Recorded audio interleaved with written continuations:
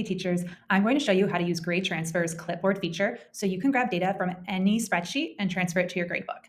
I'm going to be modeling using Google Sheets, but like I said, you can take any type of spreadsheet platform like Microsoft Excel, Numbers, any CSV file. So as long as you can export information from any learning platform, you're going to be able to grab that data and get it into your gradebook. So first, we're going to go into the extension, click on the hamburger button, and make sure that Clipboard Grab is toggled on.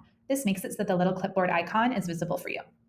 From there, we're going to go over and we need to make sure that our name column or columns are on the left with grades on the right. It can be two name columns like first and last here. It can be one column with the full name. It doesn't matter. The names need to be on the left, grades on the right.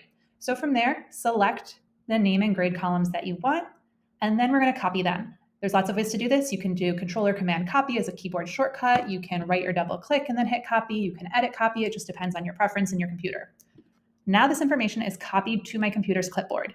To get it into the extension, let's go to the extension and we're going to click the clipboard button, not the big green grab data button, clipboard. And from there, a pop-up will show you your summary of the information that's been grabbed. I'm going to show you one last thing, which is that unless you're in Microsoft Excel, we can grab names and scores that are not directly next to each other. So I can grab my student names and then I can grab this column of scores all the way over in column E that are not adjacent to the student names.